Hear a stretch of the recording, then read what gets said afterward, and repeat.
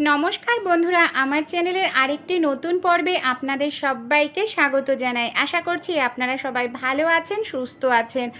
আমাদের সংসারের প্রত্যেক দিনের কাজগুলো যদি আমরা একটু বুদ্ধি খাটিয়ে করতে পারি, কাজগুলো যেরকম সহজ হয়ে যায়, সেই সঙ্গে কিন্তু সংসারের খরচাটাও আমরা কমিয়ে ফেলতে পারি। এমনই কিছু ছোট ছোট কিচেন টিপস আপনাদের সঙ্গে শেয়ার করব। চলুন তাহলে টিপসগুলি দেখে নিই। প্রথম যে টিপসটি শেয়ার করছি, এখানে দেখো আমি নিয়েছি কিছুটা পরিমাণ শিরীষ কাগজ।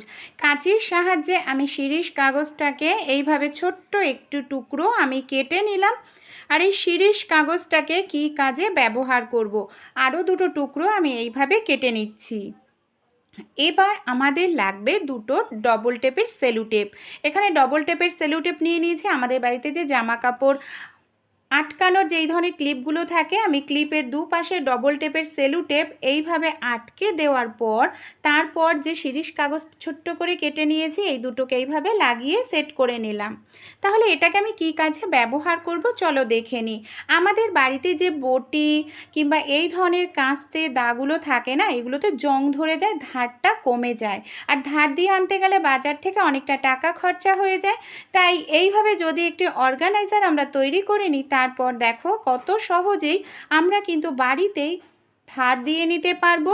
দা এমনকি আমাদের বাড়িতে যে বটি থাকে, কাস্তে থাকে, সেগুলোর জংটাও খুব সহজে উঠে যাবে আর ধারটাও চলে আসবে। এতে কিন্তু দেখো আমাদের কোনো রকম পয়সাও খরচ হতে লাগছে না। আর আমরা বাড়িতেই খুব সহজেই মহিলারাই কিন্তু এই কাজটি করে নিতে পারছি। তাহলে কিন্তু আমাদের অনেকটা পয়সাও বেঁচে যাবে। দেখতে পাচ্ছ কি পরিমাণে জং লেগেছিল, জংগুলো কিন্তু উঠে যাচ্ছে। আর এই যে আমার এখানে কাস্তেটা রয়েছে না, কাস্তেটা পুরোপুরি দেখো পরিষ্কার হয়ে যাচ্ছে। ধার যে চলে গেছিলো, ধারটাও কিন্তু ফিরে আসছে। তারপর এইভাবে জংটা পরিষ্কার করে নেওয়ার পর আমাদের একটি কাজ করতে হবে যাতে এটা অনেক দিন ভালো থাকে, জং না ধরে। এর জন্য কি করতে হবে বন্ধুরা, এখানে দেখুন আমি নিয়ে নিচ্ছি কিছুটা পরিমাণ কাপড়ের তেল, লাগিয়ে নিয়েছি সরিষার তেল। সরিষার তেল লাগিয়ে নিয়ে যদি আমরা খুব ভালো করে এইভাবে বটি হোক, কাস্তে, দা, এইভাবে একটু তেল লাগিয়ে রাখতে পারি, তাহলে অনেক দিন জং ধরবে না, ভালো থাকবে আমাদের বটি, লোহার যে কোনো জিনিস। টিপসটি ভালো লেগে থাকলে অ্যাপ্লাই করবে। এখানে দেখুন আমি নিয়েছি টমেটো সসের একটি খালি প্যাকেট। যখন টমেটো সস শেষ হয়ে যায়, খালি প্যাকেটগুলো আমরা ফেলে দিই, কিন্তু একটি টমেটোর খালি প্যাকেট আমাদের কিন্তু হাজার হাজার টাকা বাঁচিয়ে দিতে পারে। কিভাবে? একটি পাত্রর মধ্যে আমি টমেটোর সসের প্যাকেটটাকে এইভাবে ঢাকনা খুলে নিয়েছি, এর মধ্যে আমি দিয়ে দিচ্ছি 1 গ্লাস পরিমাণ জল। এরপর এই টমেটো সসের প্যাকেটটাকে আমরা কি কাজে ব্যবহার করব যাতে আমাদের অনেকটা টাকা বেঁচে যায়, এটাকে আমি ডিপ ফ্রিজের মধ্যে আমি রেখে দেব আধ ঘন্টার জন্য। এইভাবে আধ ঘন্টা ফ্রিজে রাখার কারণে যে জলটা ছিল না ভেতরের, সেই জলটা কিন্তু ঠান্ডা হয়ে বরফ মতো জমে গেছে। আর এটা আমরা কিন্তু আইস প্যাক হিসাবে কাজে লাগাতে পারবো। আমরা যে কোনো জায়গায় যখন চোট পাই, ব্যথা পাই, ডাক্তাররা কিন্তু আইস শেক দেওয়ার কথা বলে। আবার আমরা সব সময় আইস প্যাকের যে প্যাকগুলো হয় কিনে ওঠাও সম্ভব নয়, তাই এগুলোই দিয়ে কিন্তু আমরা আইস প্যাকের কাজে ব্যবহার করতে পারি। ভালো লেগে থাকলে ব্যবহার করে দেখতে পারেন। চলুন পরবর্তী টিপসটি দেখে নিই। সাবান দিয়ে আমরা যে এই ধরনের সাবানগুলো হয় বাসন মাজার জন্য ব্যবহার করি, কেউ আবার বাসন মাজার জন্য যে কোনো লিকুইড ব্যবহার করে থাকি, এতে কিন্তু খরচাটা আমাদের অনেকটাই বেশি হয়। এখানে দেখুন আমি এই ধরনের ভিম বার সাবান আগেও ব্যবহার করেছি। একটি সাবান আমি 3 ভাগ ব্যবহার করা হয়ে গেছে। যে লাস্টের টুকরোটা রয়েছে, এটাকে একটি গ্রেটারের সাহায্যে আমি এইভাবে গ্রেট করে নিচ্ছি। এটা কিন্তু আমাদের সংসারের খরচাটাকে অনেকটাই কমিয়ে দিতে পারে। দেখুন আমি এইভাবে বাকি অর্ধেক সাবানটাকে গ্রেট করে নিলাম, আর যেটুখানি অংশ বাকি রয়েছে সেটাকে আবার পরে ব্যবহার করব, আমি রেখে দিচ্ছি। এবার আমি একটি পাত্র নিয়েছি। পাত্রের মধ্যে আমি এখানে 1 গ্লাস পরিমাণ দেখুন জল দিয়ে দিলাম।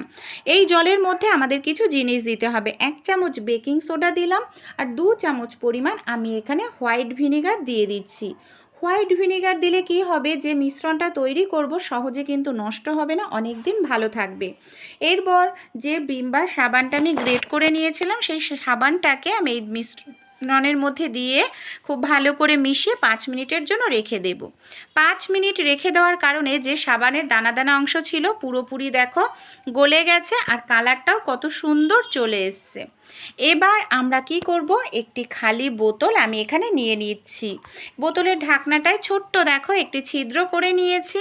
এবার যে মিশ্রণটা তৈরি করলাম এই বোতলের মধ্যে আমি ঢেলে নেব। এখানে আমি পুরো মিশ্রণটাই এইভাবে বোতলের মধ্যে ঢেলে নিচ্ছি। বন্ধুরা, এই মিশ্রণটা আপনারা চাইলে বেশি পরিমাণে তৈরি করে নিতে পারেন। ভিনিগার দেওয়ার কারণে কিন্তু এই মিশ্রণটা নষ্ট হবে না। যদি বেশি পরিমাণে তৈরি করতে চান তাহলে সব কিছুই উপকরণ বেশি বেশি দিতে হবে। এটাকে কি কাজে ব্যবহার করব, আমরা বাসন মাজার জন্য সাবান ব্যবহার করলে কিন্তু সাবানটা গলে যায়, এতে খরচাটাও বেশি হয়।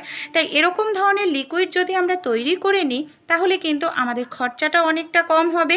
আর নামি দামি ব্র্যান্ডের লিকুইডের থেকেও কিন্তু বাসনপত্র খুব সুন্দর পরিষ্কার হবে, বাসনে কোনো রকম জীবাণু ব্যাকটেরিয়া থাকবে না। আমি আপনাদের বাসন মেজেও দেখাচ্ছি, দেখুন কত সুন্দর বাসনটা পরিষ্কার হচ্ছে। আর এটা পারফেক্ট, আমরা যখন লিকুইড সাবান যেরকম ব্যবহার করি যেরকম গ্যাজা হয়, এটাতেও কিন্তু সেরকম সুন্দর গ্যাজা হচ্ছে, দেখুন কত সুন্দর। এবার আমি জল দিয়ে আপনাদের ধুয়েও দেখাচ্ছি।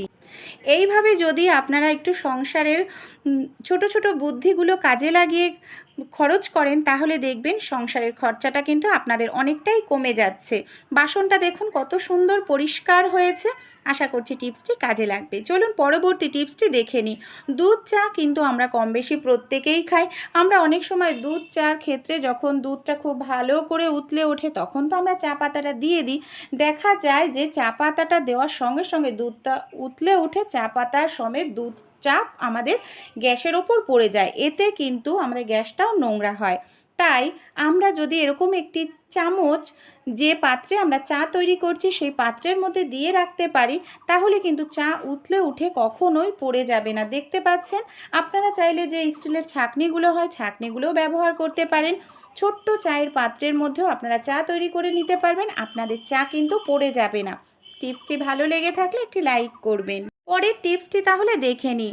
আমাদের বাড়িতে যে এই ধরনের শার্টগুলো থাকে অনেক সময় দেখা যায় শার্টের বোতামের যে ঘাটটা থাকে না একেবারে ছোট, আর বোতামগুলো ঢোকাতে গেলে আমাদের অনেকটা সময় লেগে যায়। তাড়াহুড়ো করতে গেলে কিন্তু দেখা যায় বোতামটা টানাটানি করতে গেলে বোতামটাই ছিঁড়ে যায়। তাই একটি সেফটি পিনের সাহায্যে কিন্তু আমরা সেকেন্ডেই যে কোনো ছোট বোতামের ঘাটেও আমরা বোতামটাকে ঢুকিয়ে নিতে পারি। বোতামের মধ্যে যে ছোট ছিদ্র থাকে ছিদ্রের মধ্যে আমি সেফটি পিনটাকে এইভাবে ঢুকিয়ে নিচ্ছি। সেফটি পিনটাকে ঢোকানোর পর বোতামের যে ঘাটটা আছে ঘাটের মধ্যে সেফটি পিনটিকে দেখুন এইভাবে ঢুকিয়ে নিচ্ছি। তারপর এইভাবে খুব সহজেই ছোট থেকে ছোট ঘাটেও কিন্তু আমরা বোতামটাকে অল্প সময়ের মধ্যে ঢুকিয়ে নিতে পারবো। কারণ দেখা যায় সকালে ব্যস্ততার মাঝে আমাদের বাচ্চারা স্কুলে যাওয়ার থাকে, স্কুল ড্রেসের বোতামগুলো ঢোকাতে অনেকটা সময় লেগে যায়, তখন কিন্তু এই টিপসটি আপনারা অ্যাপ্লাই করে দেখতে পারেন বন্ধুরা। আশা করছি এই টিপসটি আপনাদের অনেক কাজে দেবে। চলুন তাহলে আমরা পরবর্তী টিপসটি দেখে নিই। পরের যে টিপসটি শেয়ার করব, এখানে দেখুন একটি পাত্রের মধ্যে আমি কিছু মশলা নিয়েছি। লঙ্কা, রসুন, টমেটো, পেঁয়াজ, জিরা। অনেক সময় হয় আমাদের বাড়িতে হয়তো কারেন্ট থাকে না, সেক্ষেত্রে মিক্সার জারেও আমরা মশলা করতে পারি না, শিল নোড়াতেও মশলা বাটতে আবার অনেকেরই সমস্যা হয়, কারণ হাঁটু নিচু হয়ে মশলা বাটা যায় না। সেক্ষেত্রে কোনো রকম মিক্সার মেশিন শিল নোড়া ছাড়াই আমরা মশলাটাকে পেস্ট করে নিতে পারবো। সব মশলাটা একটি পাত্রের মধ্যে আমি দিয়ে দিলাম। এবার এই পাত্রের মধ্যে আমি দিয়ে দিয়েছি সামান্য পরিমাণ জল। এরপর কি করব, এই মশলাটাকে 1 থেকে 2 মিনিটের জন্য আমি গ্যাসের ওপর বসিয়ে দিচ্ছি। তারপর আমি মশলাটাকে হালকা একটু সেদ্ধ করে নেব, এতে কিন্তু মশলাটা খেতেও ভালো লাগবে যে তরকারিতে রান্না করা হবে। দেখুন মশলাটা খুব ভালোভাবে আমার ফুটতে শুরু করেছে, আর যে মশলাগুলো আমি দিয়েছি মশলাগুলোও কিন্তু সেদ্ধ হয়ে গেছে। এবার আমি কি করব, গ্যাসটাকে আমি বন্ধ করে দেব আর কিছু সময় আমি অপেক্ষা করব এই মশলাটা একটু ঠান্ডা হওয়ার জন্য। এবার দেখুন মশলাটা কিন্তু আমার পুরোপুরি ঠান্ডা হয়ে গেছে। এবার আমি কিভাবে এটাকে পেস্ট তৈরি করব, এর জন্য একটি পাত্র নিয়ে নিয়েছি আর একটি ছাঁকনি নিয়ে নিয়েছি। এবার আমি পুরো মশলাটাকে জল সমেত এই ছাঁকনির মধ্যে ঢেলে দিচ্ছি। এখানে আপনারা চাইলে এরকম একটি চামচ নিয়ে নিতে পারেন। চামচের সাহায্যে এইভাবে যদি হালকা একটু চাপ দিতে থাকেন, আমরা যে মশলাগুলো দিয়েছি না সেদ্ধ হওয়ার কারণে খুব সহজেই এটা কিন্তু পেস্ট মতো তৈরি হয়ে যাবে, ছাঁকনি দিয়ে ছেঁকে বের হবে। চামচে অসুবিধা হলে দেখুন এরকম ছোট্ট একটি গ্লাস নিয়ে নিতে পারেন। গ্লাসের নিচের দিকটা দিয়ে এইভাবে আলতো আলতো করে চাপ দিতে থাকলেও কিন্তু মশলাটা পুরোপুরি পেস্ট রেডি হবে। দেখুন এইভাবে আমি কিন্তু যে ছোট্ট গ্লাসটা নিয়েছি, গ্লাসের সাহায্যে এইভাবে হালকা করে একটু চাপ দিতে দিতে আমার মশলাটা পুরো কিন্তু দেখুন পেস্ট মতো তৈরি হয়ে গেছে। ছাঁকনির সাহায্যে আমি ছেঁকেও দেখুন পাত্রের মধ্যে আমার বের হয়ে গেছে।